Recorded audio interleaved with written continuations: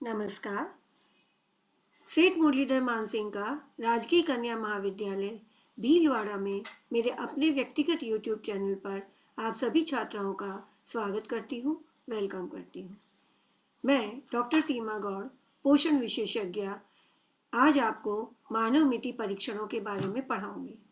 पिछले अध्ययन सत्र में हमने मानव मिति परीक्षणों के परिचय के बारे में पढ़ा था। आज हम लोग मानव मिति परीक्षणों में वजन एवं लंबाई के विषय में पढ़ेंगे। मानव मिति परीक्षण में वजन सबसे सरल और आसानी से मापा जा सकने वाला तथा बार बार दोहराए जा सकने वाला माप है। सभी मानव मिति परीक्षणों में वजन का माप सबसे ज्यादा लिया जाता है। शरीर भार को न केवल स्वास्थ्य कार्यकर्ता, डॉक्टर्स एवं शिक्षक तथा अभिभावक महत्व देते हैं, बल्कि कम पढ़े लिखे माता पिता भी बच्चों के बढ़ते हुए वजन को लेकर काफी सचेत रहते हैं। वजन शरीर भार को प्रदर्शित करता है, जो कि हड्डियों, तरल द्रव, जल एवं अन्य ठोस अवयवों, प्रोटीन, वसा, खनिज लवण आदि से मिलकर बना है। यह अत्यंत ही संवेदी संकेतक है, जो शिशु एवं बच्चों में रोग की अल्प अवस्था जैसे कि दस्त, बुखार आदि में भी प्रभावित होता है। 2-3 दिन के बुखार या दस्त में ही बच्चे के वजन में गिरावट देखी जाती है। उपयुक्त उपचार के पश्चात वजन में संतोषजनक वृद्धि भी होती है। विकासशील देशों में सभी उम्र के बालकों में प्रोटीन ऊर्जा कुपोषण की पहचान वजन में गिरावट तथा अवरुद्ध वृद्धि के रूप में प्रदर्शित होती है। सर्वेक्षणों में एक बार लिए गए वजन के मुकाबले कुछ समय अंतराल पर दोहराए जाने वाले वजन के माप वास्तविक वृद्धि एवं विकास या अवरुद्ध वृद्धि के लिए बेहतर संकेतक है।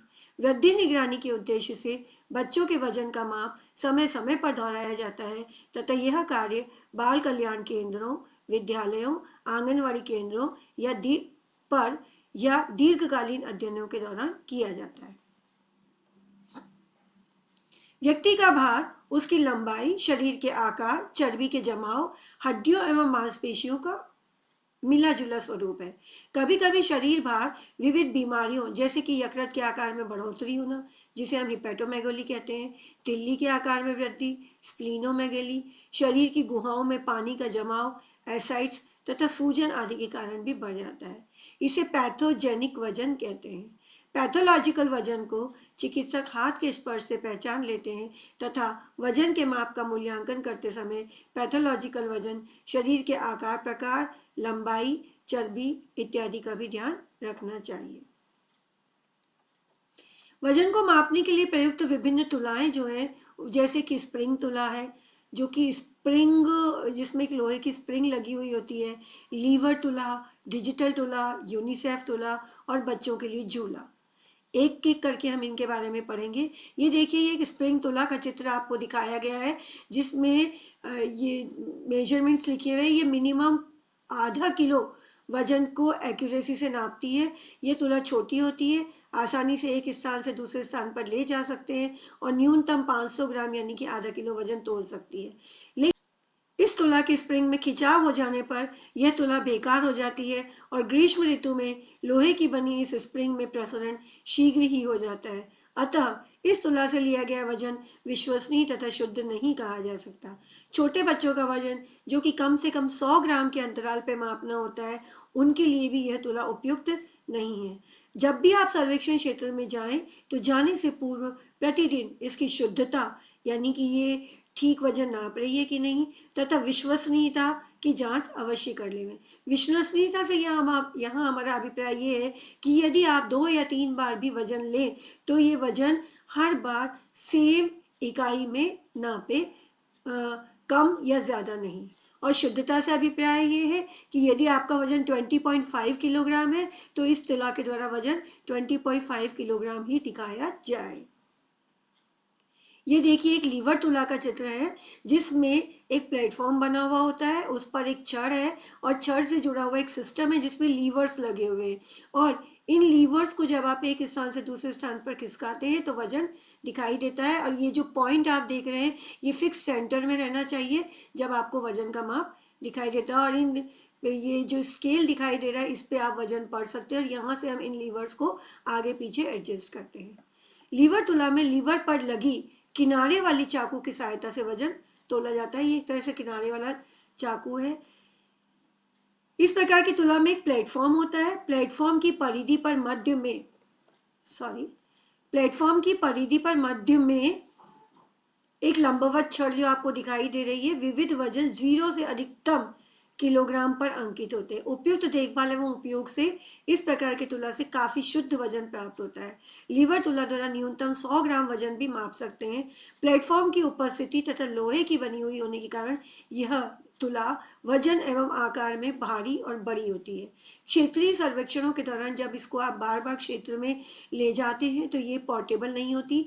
सर्वेक्षण क्षेत्रों में, फील्ड्स में ले जाना इसको संभव नहीं होता। इसका उपयोग प्रायः बाल कल्याण केंद्रों, हॉस्पिटल्स, विद्यालयों तथा लेबोरेटरी में ही संभव है, जहां इसे एक स्थान से दूसरे स्थान पर ले जाने की आवश्यकता नहीं होती। लेकिन वजन मापने की दृष्टि से ये काफी शुद्ध और विश्वसनीय उपकरण है। हम आगे बढ़ते हैं। ये डिजिटल तुला के चित्र दिखाई दे रहे हैं। डिजिटल तुला जिसमें कि आपका वजन डिजिट्स के रूप में आता है, न्यूनतम 100 ग्राम तक वजन माप सकती है। आकार में छोटी होती है, हल्की होती है, पोर्टेबल है। आप इसको एक स्थान से दूसरे स्थान पर आराम से ले जा सकते हैं। साथ ही साथ वजन मापने के लिए जीरो एरर सुधारने के लिए स्प्रिंग एवं लीवर तुला की भांति इसको बार बार सेट करने की जरूरत नहीं होती। किंतु सर्वेक्षणों के दौरान मानक भार द्वारा एवं इसकी शुद्धता एवं विश्वसनीयता को जांचने की आवश्यकता पड़ती है। बैटरी ऑपरेटेड होने के कारण अगर बैटरी वीक हो जाती है, कमजोर हो जाती है, तो यह तुला शुद्ध एवं विश्वसनीय माप नहीं देती। हम बात करते हैं शिशुओं के लिए तुला की। शिशुओं के लिए यूनिसेफ द्वारा जारी यूनिसेफ तुला का यूज किया जाता है।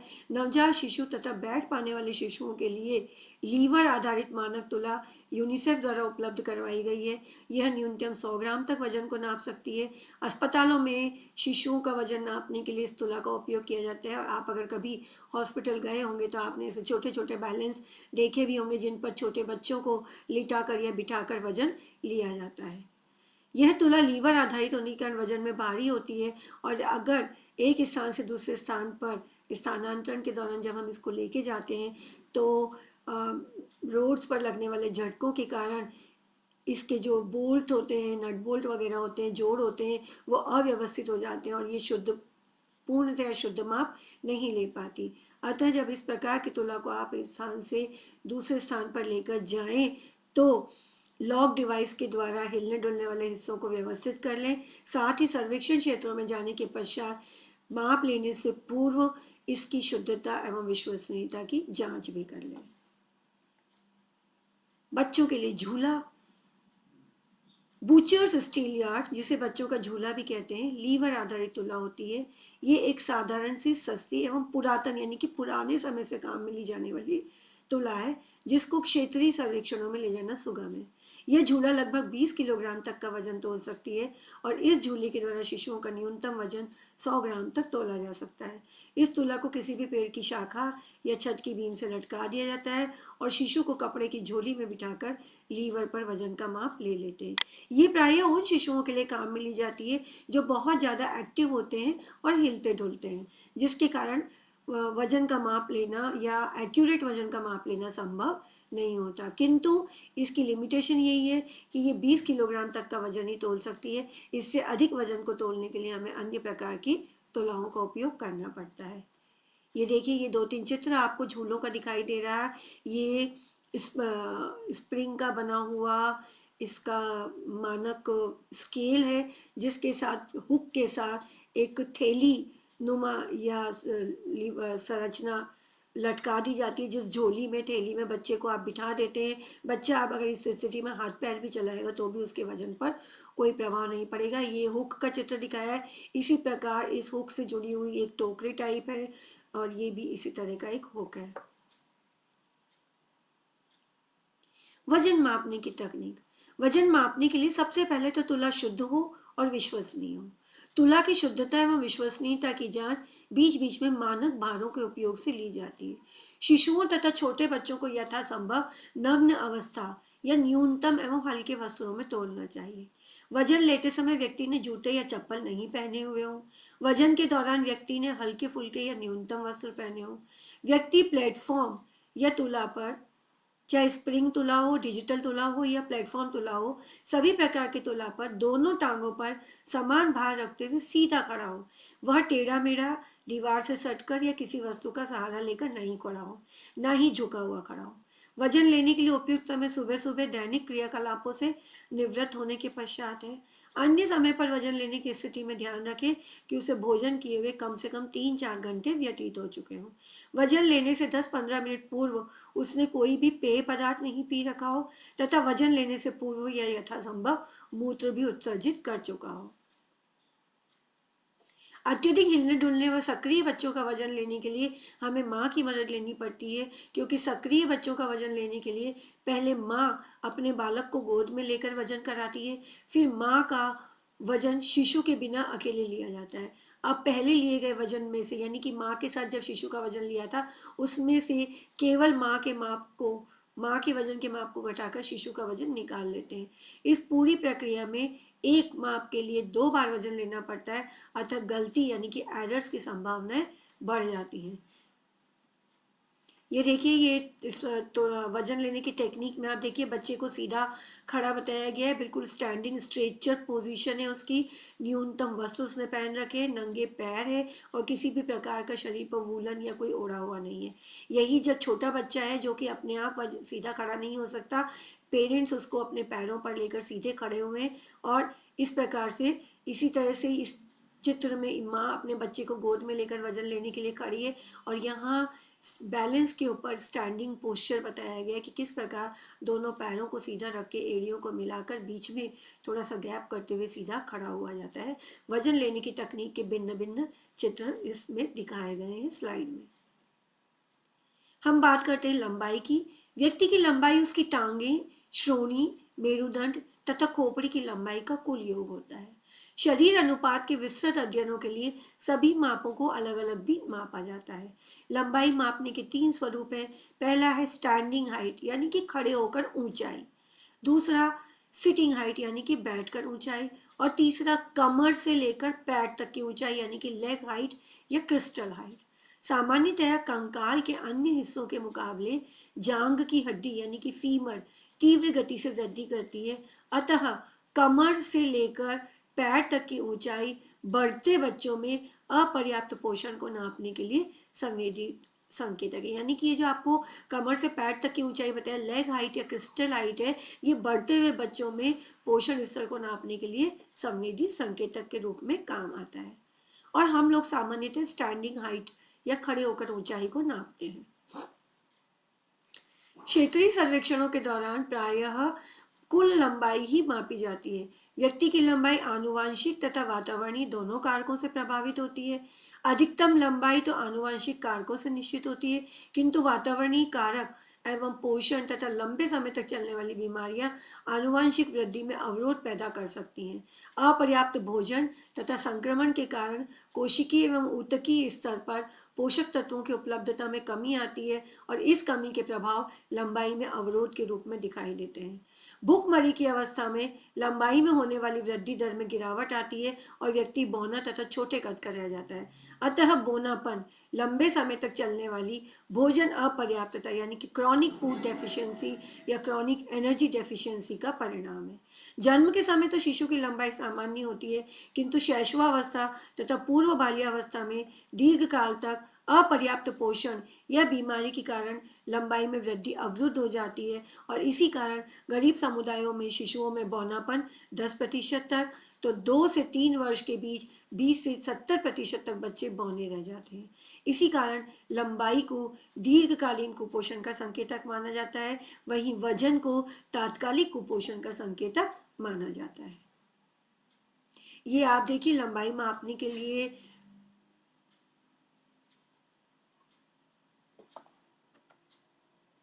लंबाई मापने के लिए मापक उपकरणों के बारे में हम बात करें।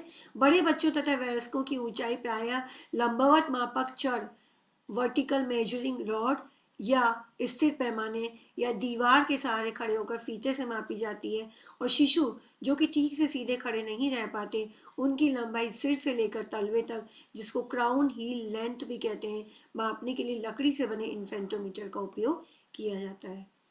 ये लंबाई मापने के लिए विविध उपकरण हैं। ये आप देखिए प्लेटफॉर्म टाइप स्केल है जिसमें प्लेटफॉर्म पर व्यक्ति खड़ा रहता है, और ये नाइफ है जो ऊपर से नीचे मूव करता रहता है इस स्केल के ऊपर, जिससे हम लंबाई को नाप सकते हैं।